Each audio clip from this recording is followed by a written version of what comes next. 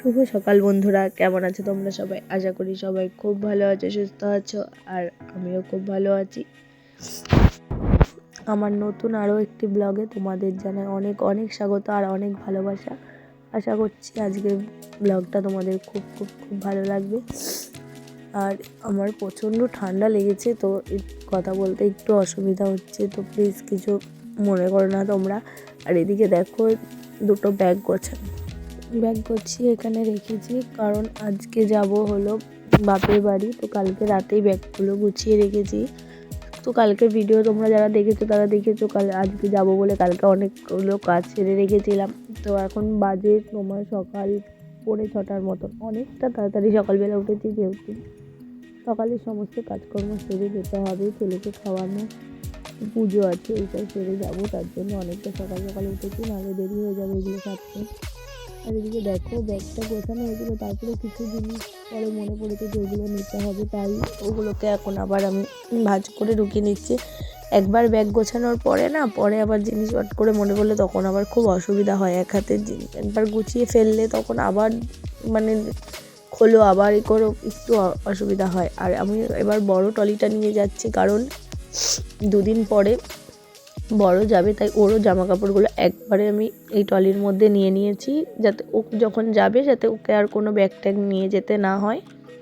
আমার ছেলের আর বড়ের 3 জনেরই জামা কাপড় আছে। আর এই ট্রলিটা ওপরে আমাদের আলমারির ওপরে একটাও কাপড় দিয়ে ঢাকা থাকে, তারপরেও যে এত ধুলো কী করে হয়। কালকে একবার ঝেড়েছি, এখন আবার দেখছি এক কোণে একটু ধুলো রয়েছে, তাই সেটাকে আবার ঝেড়ে নিচ্ছি। আমার কথা বলতে প্রচণ্ড অসুবিধা হচ্ছে, কেমন দমটম আটকে যাচ্ছে, তো বারবার থেমে থেমে ভয়েস ওভারটা দিচ্ছি। আর এদিকে দেখো চলে এসেছি এখন এই মানে এই কোনায় একটা খেলনা পড়েছিল বাবার, সেগুলোকে গোছাতে। আর খেলনাগুলো এক জায়গায় করে রেখেছি, কারণ যখন আসবে এসে আবার বলবে আমার এই খেলনা কই, তখন যদি না পাওয়া যায় তখন আবার কাঁদবে করবে, তাই ওর খেলনাগুলোকে সব এক জায়গায় করে রাখলাম।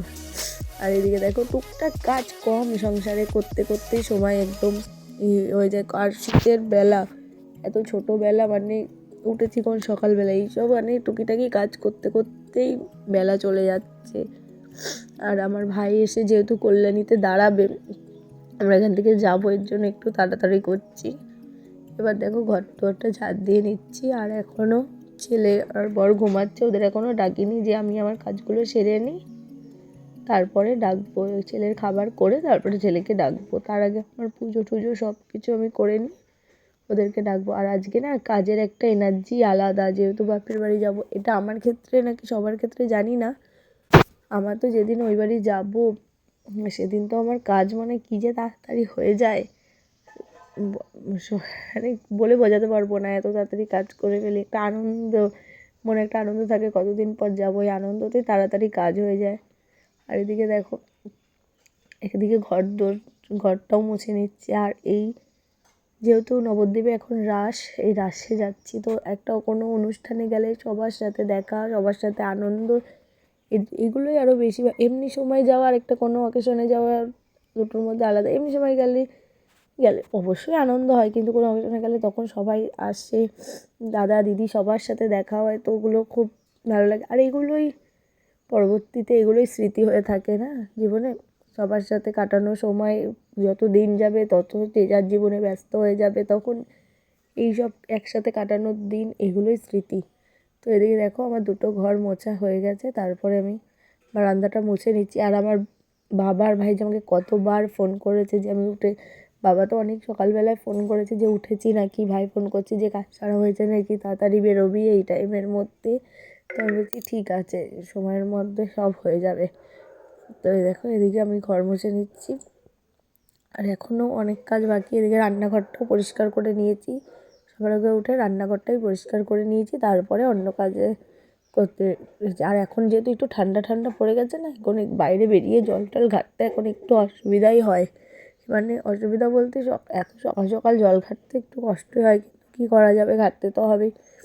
আর নাহলে কাজগুলো তো পড়ে থাকবে। আর বেলা হয়ে গেলে যে কোন সময় যে ঘড়ি ঘুরে যায় টেরও পাওয়া যায় না, এখন বেলা কীভাবে চলে যায়। আর এদিকে দেখো ঘর দোরটা পরিষ্কার করেও চলে এসেছি উঠটা ঝাড় দিতে। আর ওইখানে কলপারে এখন সব জামাকাপড় রেখেছি, এগুলো কেচে ধুয়ে মেলে যাব একটু তাড়াতাড়ি। মানে এরপরেই জামাকাপড়টা কাচবো, তারপরে বাসনটা মাজবো, তাহলে কী হবে, জলটা ঝরে গেলে আমি আবার ঘরে দিয়ে মেলে দিয়ে চলে যেতে পারবো। জলটা না ঝরলে তো আর ঘর দিয়ে মেলতে পারবো না, এর জন্য একটু তাড়াতাড়ি করে আগে কেচে নেব। আমাদের উঠোনটা যেহেতু অনেকটা বড়, এই উঠোনটা ঝাড় দিতেই অনেকটা সময় লেগে যায়।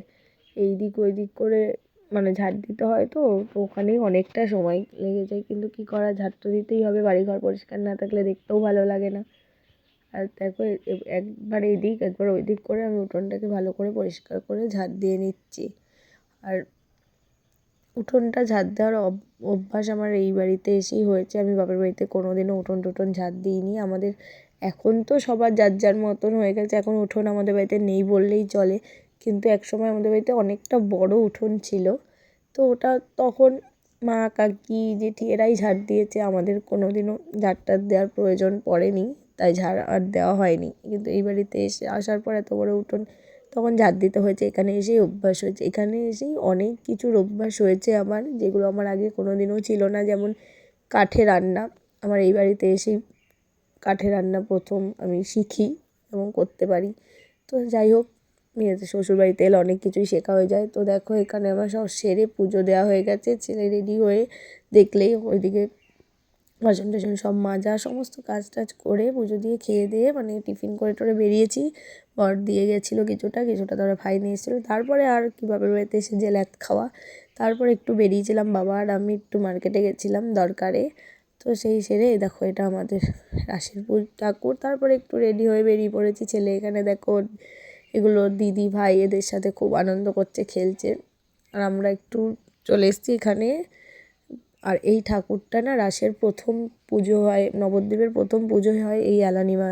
তো ওখানে প্রোগ্রাম হচ্ছিল, তো আসবো না ভাবছিলাম, মাকে বলছে ভালো লাগছে না, যেহেতু জার্নি করে এসেছি। মা বলছে চ, এই তো রাস দেখতে দেখতে চলে গেলে আবার একটা বছর, চ একটু ঘুরেই আসি। তো মায়ের জোরাজুরিতে আমার ছেলে বলছে না আমি থাকবো না, চলো চলো, ওর জন্যই আরও আসা। এসে এই যে প্রোগ্রাম দেখছি। তো চলো আজকের ভিডিওটা এই পর্যন্তই, টাটা।